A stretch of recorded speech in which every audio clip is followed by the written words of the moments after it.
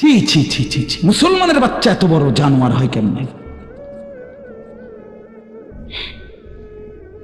কোনদিন নামাজ পড়ে না, 6 মাসে 9 মাসে কোনদিন বলতে পারবে না নাফরমান কোনদিন 5 ওয়াক্ত নামাজ পড়ছে কিনা। হায় হায়, এত বড় অসভ্য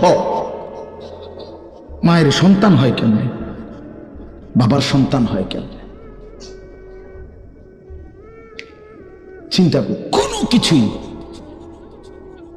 ছেলে পেলেদের হালাত হলো এই পরিমাণ লাগাম ছাড়া। কিসের মা কিসের বাবা, কে তার মা কে তার বাপ, কে কি তার ধর্ম, তার আল্লাহ কে, তার রসুল কে, তারে বানাইছে কে, আসছে কোত্থেকে, কেন আসছে, কি করতেছে, কি করছে, কিচ্ছুর খবর, কিচ্ছুর খবর। আসে, হাঁটে, বুট খায়, বন খায়, মোবাইল টিপে, খারাইয়া মুতে, বইয়া মুতে, বন্ধু বান্ধবদের সাথে আড্ডা দেয়, মেয়ের পিছনে ঘুরে, অসভ্য অশ্লীল কথাবার্তা বলে। এটা কি এটা জিন্দিগি হলো? ভেবে দেখেন। উফ, কোন সুস্থ স্বাভাবিক মানুষ এমন হয়? বলো ভাইয়া বলো। রাগ করো না বাপ, কে তোমা করে মনে করাই দিব? কেউ মনে করায় না। বাবা আমারও ফিকির শেষ, শুধু টাকা রোজগারের ফিকির। দেশে থাইকা পারো, নইলে বিদেশ গিয়া পারো, কোনো না কোনো ভাবে পয়সা রোজগার করো। টাকা রোজগার করলে মা বাপ খুশি, টাকা রোজগার না করলে না অখুশি, খালাস। এরপরে ইমান আছে কিনা, ইসলাম আছে কিনা, নামাজ আছে কিনা, কোরআন আছে কিনা, আল্লাহ চিনি কিনা, হালাল হারাম কিনা, জায়েজ না জায়েজ না, এত কিছু আমার দরকার। ফুতের জিগায় না যে ফুত কামাই যে করতেছ, কি হালাল কামাই করো না হারাম, না এত কিছুর দরকার কি? টাকা দিতেছে, খাইতেছে, ঘুমাইতেছে, বিল্ডিং করতে আসে, জমি কিনতে আসে, আপেল মালটা খাইতেছে। এক ছেলে আমারে নিজে বলছে, আমি সবার ব্যাপারে বলি না, এক ছেলে আমারে নিজে বলছে, হুজুর আমি একটা দেশের নাম বলছে, যেই দেশে আমার কর্মটা ছিল, চলে আসছে ওই দেশ থেকে। আমার বলছে, হুজুর আমার কর্মটা হলো এই, মদের বার, মদের হোটেলে নারী পুরুষ উলঙ্গ জিনা ব্যভিচার করে, আমার দায়িত্ব শুধু পাশে দাঁড়িয়ে মদের বোতল নিয়ে দাঁড়ায় থাকা, যতবার তারা চায় অতবার তাদেরকে মদ গ্লাসে ঢেলে দেওয়া, তাদের হাতে তুলে দেওয়া। এর বিনিময়ে আমার মাসে বেতন 2 লাখ টাকা। মুসলমান, মুসলমান, মুসলমানের সন্তান, বাংলাদেশের সন্তান। তো এই টাকা যখন বাবা খাচ্ছেন, বিল্ডিং করতেছে, কোনো টেনশন নাই। আমি আবারও বলছি, আমি সবার জন্য বলি না, ওই বলছি দেখে অট্টা কইছি, কথা বুঝছেন? আমি তো নাম ঠিকানা বলি না। এই জন্য আমার বাপ, ডাক দিয়েন না, ডাক দিয়েন না, একজনও ডাক দিয়েন না, অসভ্যরে ডাক দিয়েন না। হ্যাঁ হ্যাঁ, ডাক দিবেন কেন? হাইওয়ানকে ডাক দিবেন কেন? শুনেন, আপনারাই শুনেন, এত মানুষ শুনতে হবে না, কোনো অসুবিধা নেই, কোনো অসুবিধা নেই। আমি তো এটাই বুঝাইতে চাইতেছি, প্রত্যেকটা মানুষ আজকে মুসলমান, আমরা ঘর দেখায়, ফার্নিচার দেখায়, বিল্ডিং দেখায়, হুজুর দোয়া করেন, ঘরটা করছি, হুজুর দোয়া করে, কিতা দোয়া করতে হবে না, কিতা দোয়া করতে, বিল্ডিং এর দোয়া কিতা, আবার ইট বালুর লেগে দোয়া করে লাভ কি বেটা? হুজুর মোটরসাইকেল কিনছি, হুজুর দোয়া করে দেন, কিতা দোয়া করতো, কি মোটরসাইকেলের দোয়া কিতা? আবার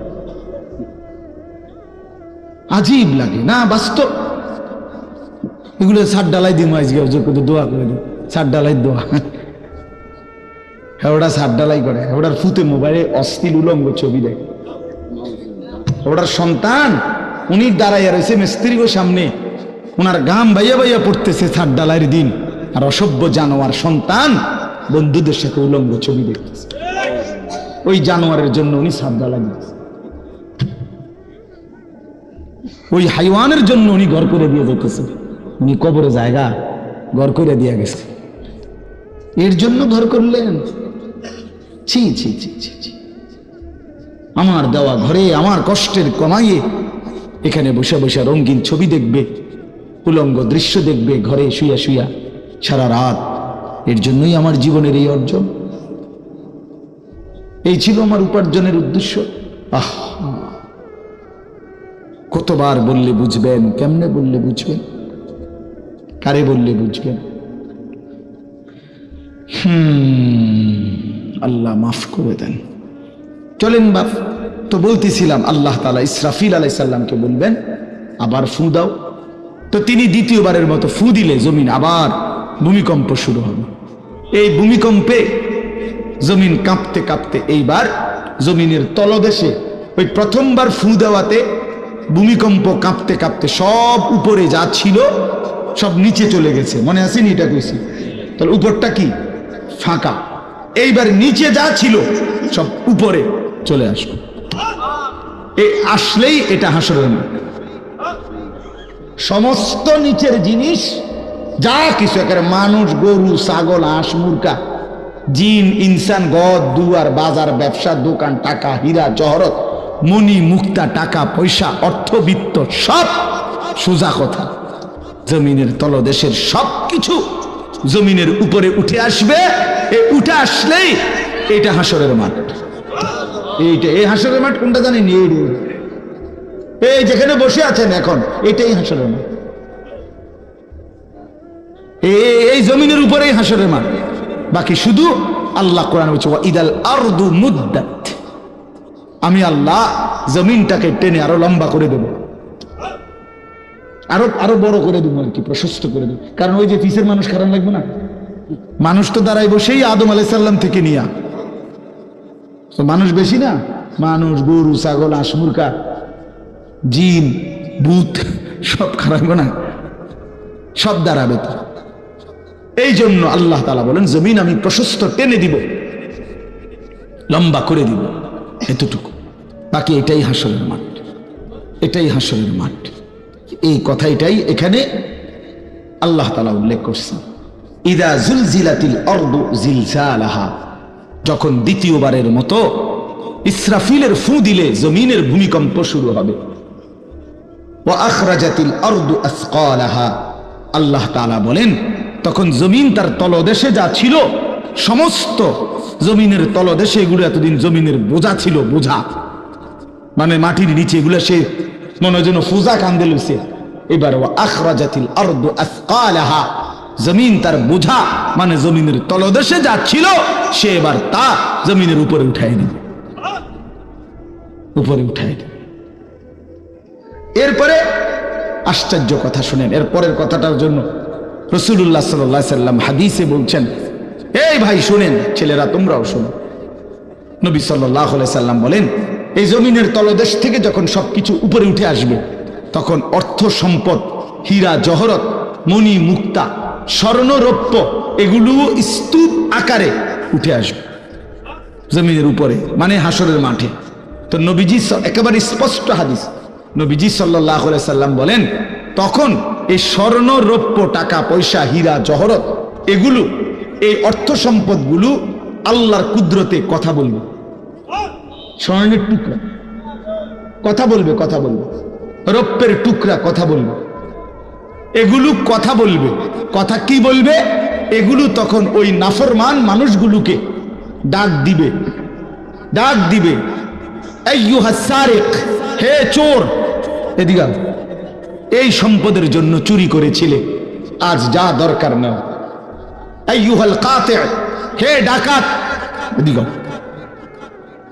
এদিকে আসো, এই সম্পদের জন্য ডাকাতি করছিল, আজ নাও। হে আত্মীয়তার, আইয়ুহাল কাত, আইয়ুহাল কাতি, আত্মীয়তার সম্পর্ক ছিন্নকারী ব্যক্তি, আসো।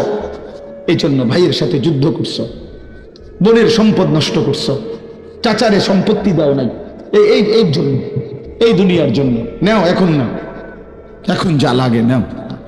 এইভাবে প্রত্যেক নাফরমান পাপীকে, হে হারামখোর, সুদ করে দিগা, এখানে টাকা যা লাগে নে। নে বাটপার, এখান থেকে টাকা নে। কি পরিমাণ টাকা দরকার ছিল নে। এইভাবে রাসূলুল্লাহ সাল্লাল্লাহু আলাইহি সাল্লাম বলেন, দুনিয়ার এই সম্পদগুলো কথা বলবে আর ডাকবে। ডাকলে মানুষ, আচ্ছা এটা তখন কেরম লিখবো? কথা বোঝেন নাই? এটি যখন কথা বলবে, ডাকাডাকি করবে, মানুষ কি বলবে? লোকেরা তো সবাই দাঁড়াইছে, মানুষও তো দাঁড়াইছে, তারারই তো ডাকতেছে, তো তারা কি বলবে? ওয়াকালাল ইনসানু মা লাহা, আল্লাহ নিজেই বলতেছে, লোকেরা তখন মানুষগুলো বলবে মা লাহা, এটা কি হলো? আরে এটা কি কারবার? এগুলো কথা বলে কেমনে? এগুলো কি কয়? এরা আমারে চিনলো কেমনে? আমি যে সিটার, আমি বাটফারে চিন্না লাগলো। ইন্নারিল্লাহ, একের পুরা ধরা অনবিচার আচার কিছুই শুরু হয়েছে না, এখনই বেজ্জুতি, বাকিটা তো অবস্থা খারাপ। মানে অর্থাৎ মানুষগুলো অবাক হয়ে বলবে মা লাহা, কি হলো জমিনে, কি হলো এগুলোর? এরা এমন করছে কেন? এরা কথা বলছে কেন? আহ, আল্লাহ বলেন ইয়াউমাইদিন তুহাদ্দিসু আখবারাহা, আল্লাহ তাআলা বলেন বান্দা হে কি দেখছো হবে? এই মাত্র দেখলা স্বর্ণরূপ্য টাকা পয়সা কথা বলে, এখনে না দেখবা আসল খেলাটা? ইয়াউমাইদিন তুহাদ্দিসু আখবারাহা, আল্লাহ বলেন এখন দেখবা সরাসরি এই হাসরের মাঠে তোমার সামনে, তোমার পায়ের নিচের জমিন, তোমার পুরা জিন্দেগির কথা, তোমার যত তথ্য, ভালো কিংবা মন্দ, নেক কিংবা গুনাহ, তোমার সমস্ত কিছু, রাতের কিংবা দিনের, একাকী কিংবা প্রকাশ্যের, গোপন কিংবা আড়ালের, আল্লাহর কসম জমিন সবটা এখন তোমার সামনে বলে দিবে। ইয়াউমাইদিন তুহাদ্দিসু আখবারাহা, রব্বুল আলামিন বলেন জমিন সবটা কথা বলে দিবে, ভালোটাও মন্দটাও, আলোটাও অন্ধকারটাও, একাকীও অন্ধকারেও, প্রকাশ্যেও, সবার মাঝেও সব বলে দিবে। রাতের চুরি বলে দিবে, রাতের তাহাজ্জুদটাও বলে দিবে, মদের আড্ডার কথাও বলে দিবে, জুয়ার আড্ডার কথাও বলে দিবে। সারা রাত যুবক উলঙ্গ ছবি দেখেছ, আল্লাহর কসম সেটাও বলবে। যে যুবক মালিকের সেজদা দিয়েছে সেটাও বলবে।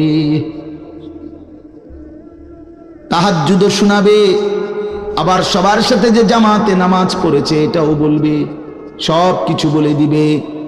আল্লাহ বলেন যদি মানুষ ভাবতে চাও জমিন কিভাবে কথা বলে, স্বর্ণরৌপ্য কিভাবে কথা বলে, আল্লাহ বলেন বিআন্না রাব্বাকা আওহা লাহা, আল্লাহ তাআলা আদেশ করেছেন বলেই কথা বলে। আল্লাহ বললে, হুকুম করিলে আল্লাহর গোটা কায়নাত, গোটা সৃষ্টি জগৎটাই কথা বলে। ওয়া শাহিদা আলাইহিম সামউহুম ওয়া আবসারুহুম ওয়া জুলুদুহুম বিমা কানু ইয়ামালুন। আল্লাহ বলে হাসরের ময়দানে বান্দা, তোমার কান, তোমার চোখ, তোমার সারা দেহের চামড়া, জুলুদুহুম, তোমার সারা দেহের চামড়া হাসরের ময়দানে তোমার পুরা জিন্দেগির কর্মকাণ্ড বলে দিবে।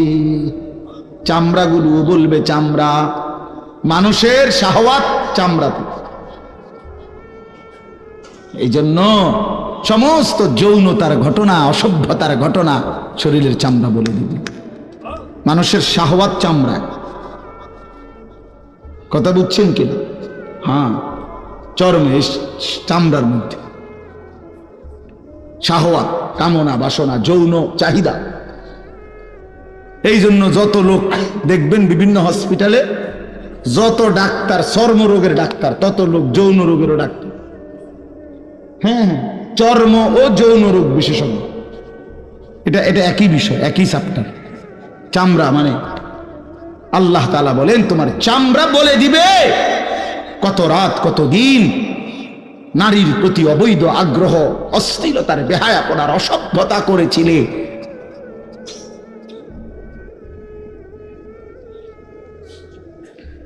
হায় হায়, বিআন্না রাব্বাকা আওহা লাহা, আল্লাহ বলেন আমি আল্লাহ হুকুম করেছি বলে কথা বলে। এই জন্য আল্লাহ হুকুম করিলে চামড়াও কথা বলে, কানেও কথা বলে। এখন কি কানে কথা বলে? কিন্তু সেদিন বলবে। চোখেও কথা বলবে, এখন চোখ কথা বলে না। মানে সবকিছুর জবান খুলবে, সবকিছু। আপনারা বলেন আমরা তো মনে করি জিব্বায় কথা বলে না, জিব্বায় কথা বলে না, আল্লাহর হুকুম হলে কথা বলে। নাহলে যেই লোক বোবা তারও তো জিব্বা আছে, আছে না? তো সে কথা বলে না। যে লোক কানে শুনে না, তো তার কি আপনার এইভাবে কান বলতে কিছু নাই? তো সে শুনে না কেন? কথা বলেন না কেন? আল্লাহর হুকুম। যার চোখ, যে চোখে দেখেন, এই যে জুয়েল ভাই, আমি মূলত তার মহব্বতেই মাহফিলটা দিছি। তো এই যে দেখে না, তো তার এভাবে তো চোখ আছে, সে দেখে না কেন? আল্লাহ তাআলার হুকুম নাই বলে দেখে। ঠিক কিনা বলেন না কেন? মজার বিষয় হলো রাসূলুল্লাহ সাল্লাল্লাহু আলাইহি সাল্লাম হাদিসে স্পষ্ট বলেছেন, বিশ্বাস করেন, একেবারে বিশুদ্ধ হাদিস। আল্লাহ তাআলা তার দুইটা চোখ নিয়ে গেছে। নবীজি বলছেন, সে যদি সবর করে আল্লাহর হুকুমের উপরে চলতে পারে, রাসূলুল্লাহ সাল্লাল্লাহু আলাইহি সাল্লাম বলেন, আল্লাহ তাআলা তাকে এই দুইটা চোখ নিয়ে যাওয়ার কারণে, অন্ধ বানানোর কারণে সে যে সবর করলো, আল্লাহ রসুল বলছেন আল্লাহ তাআলা নিশ্চিত তাকে জান্নাত দান করবে। এই জন্য তুমি ভাই সবর করো। মালিকের এই দুনিয়া দেখতে পারল না, তো অপেক্ষা করো, একদিন জান্নাত দেখবা, জান্নাতের হুর দেখবা, তো আরো মজা হবে যে আমি প্রথমেই জান্নাতই দেখলাম, জান্নাতই দেখলাম। যা মালিক, দুনিয়া দেখলাম না তোমার, তুমি আমারে জান্নাত দেখাই। আল্লাহ তৌফিক দান করেন। ইয়াউমাইদিন ইয়াসদুরুন নাসু আশতাতান লিয়ুরাউ আমালাহুম। আল্লাহ বলেন, তখন দলে দলে ফেরেশতারা মানুষগুলোকে লাইনবদ্ধ, সারিবদ্ধ করে দলে দলে বানাবে। লোকেরা পরস্পর, প্রত্যেকটা মানুষকে ফেরেশতারা আলাদা আলাদা গ্রুপ বানিয়ে দেবে হাসরের ময়দানে। তখন প্রত্যেকে এই গ্রুপে গ্রুপে, দলে দলে লিয়ুরাউ আমালাহুম, নিজেদের আমল নামা, নিজেদের আমল দেখবার জন্য সামনে এগিয়ে যাবে। অর্থাৎ প্রত্যেককে তার আমল নামা দেখবার জন্য, দেওয়ার জন্য নির্দিষ্ট জায়গায় নিয়ে আসবে। নেওয়ার পরে সেখানে প্রত্যেকের ফাইল, প্রত্যেকের খাতা, আমল নামা তার হাতে তুলে দেওয়া হবে। দিলেই সে দেখবে। আল্লাহ বলতেছেন, ফামান ইয়ামাল মিসকালা যাররাতিন খায়রান ইয়ারা। এক বিন্দু, এক অণু পরিমাণ, পরমাণু পরিমাণ, সামান্য থেকে সামান্য পরিমাণও নেকি, কল্যাণ, তাও তুমি দেখতে পাবা। ওমান ইয়ামাল মিসকালা যাররাতিন শাররান ইয়ারা। বিন্দু থেকে বিন্দু মন্দ যা করেছিলে তাও তুমি দেখতে পাবে। এক জাররা, মূলত জাররা বলে তাফসীরের মধ্যে লিখছে লা ওয়াজনা লাহু লা জিনাতা লাহা, যেটার কোনো ওজন হয় না, এত সামান্য, এত সামান্য, ওজন নাই, মানে 100 গ্রামও না, 10 গ্রামও না, 1 গ্রামও না, আধা গ্রামও না, এত সামান্য।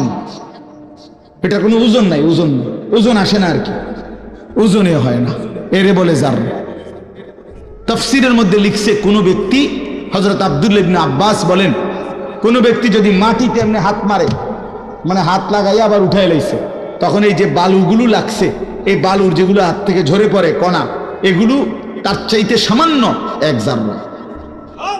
আমার উস্তাদ বলছিলেন ছাত্র জীবনে আমাদেরকে, যে মানুষ যে কাপড় ধুইয়া চিপে, কাপড় এমনি চিপ্পা রোদ্রে দেয় না, মানে চিপ্পাই তো ফানি ফেলায়, তো কাপড় চিপ্পা সাইরা মানুষের একটা স্বভাব হইল রৌদ্র দেওয়ার আগে এটার একটা ঝাড়া মারে, লুঙ্গিটারে একটা আগে কি মারে, ঝাড়া দিয়া এরপরে দেয়। এই যে লুঙ্গিটা ঝাড়া দিলে যে ছোট্ট ছোট্ট পানির ফোঁটা ছিটকাইয়া পড়ে, এই ফোঁটা, এগুলো পিচ্ছি পিচ্ছি, এগুলো এক একটা জাররা, অথবা তার চাইতে ছোট। এটার ওজন আসবে না, এটা 1 গ্রামও হবে না, আধা গ্রামও হবে না। এই সামান্য ভালোটাও তুমি দেখবা, মন্দটাও দেখবে। কেমনে আড়াল করবেন ভাই? নিজেকে আড়াল করবেন কেমনে? বাপ যুবক, তুমি কেমনে আড়াল করবা? কোরআন শরীফে আছে, আল্লাহ বলেন, ইয়াউমা তুবলাস সারাইর। বান্দা, আমি হাসরের ময়দানে তোমার অন্তরের গোপন বিষয়গুলো, যেগুলো কেউ শুনে নাই, তুমিও বলো নাই, বলে দেব। হ্যাঁ, আফালা ইয়ালামু ইযা বু'সিরা মা ফিল কুবুর ওয়া হুসিলা মা ফিস সুদূর। আল্লাহ তাআলা বলেন, এই বুকের ভিতরে, অন্তরের ভিতরের যেই কথাগুলো, সেগুলো খুলে দেব। এই জন্য আজকে আমার কথা এখানেই শেষ। আমি এতটুকু কথাই বলতে চাই, এই ৯৯ নম্বর সূরাটা আমাদেরকে এই কথার সবক দিচ্ছে যে আমরা আমাদের জিন্দেগির ১ সেকেন্ড একটি নিঃশ্বাস আড়াল করবার সুযোগ নেই। হিসাব দিতে হবে, হিসাব দিতে হবে। ১ মিনিট, ১ সেকেন্ড, ১ পলক, ১ লম্হা, ১ মুহূর্ত আমাদের আড়াল করবার সুযোগ নাই ভাই। ভালোটার প্রতিদানও নিতে হবে, মন্দটারও প্রতিদান নিতে হবে। তাইলে কেন জীবন নষ্ট করব, কেন হায়াত নষ্ট করব? আমার অনুরোধ রইল, যতগুলো যুবক ছেলে আছো ভাই, তোমাদের কাছে অনুরোধ, মৌলানা কথা বলবে, এরপরে আরো একটু বয়ান হলে এরপরে দোয়া হবে, কিন্তু আমার মাঝখান দিয়ে এই কথাটাই আমি অনুরোধ করে বললাম, প্রত্যেকেই দয়া করে আল্লাহর ওয়াস্তে, আল্লাহর ওয়াস্তে নিজের জীবনের কদর করো ভাই। আমার এটাই শেষ কথা। যুবক ছেলেরা, তুমি আমার সাথে এখন যাইবা না, আমিও তোমার সাথে যাব না। এই দুনিয়াও যেমন আমি আলাদা চলে যাচ্ছি, আপনারাও আলাদা চলে যাবেন, কিন্তু বাস্তব কথা হলো আমি আপনি প্রত্যেকে আলাদা আলাদা কবরে, আখেরাতে আল্লাহর সামনে মুখোমুখি হইতে হবে। এই জন্য হাত জোর করে অনুরোধ করছি ভাই, নিজেরে নষ্ট করো না। একটা ছেলেও যদি বুঝো, আমার অনুরোধ রইল তোমার প্রতি, তুমি নষ্ট হইও না, চরিত্রহীন হইও না, তুমি হায়াতটা শেষ করে দিও, কষ্ট পাইবা। এই নারী ছবি, অশ্লীল দৃশ্য, উলঙ্গপনা, বেহায়াপনা, এই জেনা ব্যভিচারের দৃশ্য, এগুলো দেখো না। চেষ্টা করো 5 ওয়াক্ত নামাজ পড়তে, 5 ওয়াক্ত নামাজ পড়তে হিম্মত করলে পারবা ভাই। পেশাব পায়খানার পরে টয়লেট পেপার ব্যবহার করো, পানি ব্যবহার করো, দেখবা শরীর পবিত্র থাকলে আল্লাহর ইবাদত করতেও মন চাই। মূলত মানুষ অনেকের যাদের নামাজ ছুটে যায়, তাদের একটা বড় কারণ হলো তার শরীর অপবিত্র, শরীর নাপাক, আর নাপাক দেখে নেক কাজের তামান্না, আগ্রহ জাগে না। এই জন্য ওই যে পেশাব করে পানি নেয় না, টয়লেট পেপার ব্যবহার করে না, এই অসভ্য এই কারণে নামাজ পড়তে চায়। বাস্তব কথা এটা। এর তখন আর হায়া লজ্জা থাকে না। এই জন্য সবাই মিলে ইনশাআল্লাহ নামাজ পড়ে নিজেদের স্ত্রী, কন্যা, বোনকে পর্দা পশিদায় রাখতে চেষ্টা করেন। যে মেয়েটার পর্দা নাই, যে মহিলার পর্দা নাই, বিশ্বাস করেন যে তার নিজের ইজ্জত, নিজের কদর, নিজের সতীত্ব, নিজের পর্দার কদর বোঝে না। এটা কোনো নারী না, এটা কোনো মহিলা না, এটা প্লাস্টিক জাতীয় কিছু হইতে পারে। এটা এক ধরনের প্লাস্টিক, এটা এক ধরনের অসভ্য। যে নারী বেপর্দা, যেই মেয়ে দুশ্চরিত্র, যেই মেয়ে চরিত্রহীন, যেই মেয়ে বেহায়ার মতো চলে, সে শুধু নিজের ক্ষতি করে না, সে একটি সমাজ নষ্ট করে, একটি মহল্লা শেষ করে। এই আগুন সারা মহল্লায় জ্বালায়া দেয়, তার রূপের যৌবনের আগুন জ্বালায়া অসংখ্য যুবকের জিন্দেগি নষ্ট। এই জন্য ওই জানোয়ার মনে রাখতে হবে, ওই অসভ্য নারী, যতগুলো ছেলে তাকে দেখে অবৈধ কামনা বাসনা করছিল, এই সমস্ত যুবকের সমপরিমাণ গুনাহ ওই অসভ্য মেয়ে, ওই নর্তকী, ওই ব্যভিচারিণী নারী, তাকে ভোগ করতে হবে। এত সোজা না। এই জন্য বাবাদেরকে বলি, ছেলেদের দিকে কদর করেন, মেয়ের দিকে নজর দেন, স্ত্রীর দিকে নজর দেন। ওই খাট পালং দেখাইয়েন না, বিল্ডিং উল্ডিং দেখাইয়েন না, ইতান দেখাইয়া লাভ নাই। উঠতে লাইলে সবারই ঘুমাইয়া লাগে, পরিশ্রম করে ঘুমাইলে এত কিছু লাগে না। কত মানুষ আছে এরকম যারা ফাওড়াও দোয় না, জুতাই নাই, বেটা ফাও দিব কি দিয়া বেটা। হ্যাঁ, সময় করুন। এতটা ক্লান্ত থাকে যে শুইলেই কি এসে পড়ে ঘুম আইসা। আল্লাহ আমাদের সবাইকে কদর করার তৌফিক দান করেন।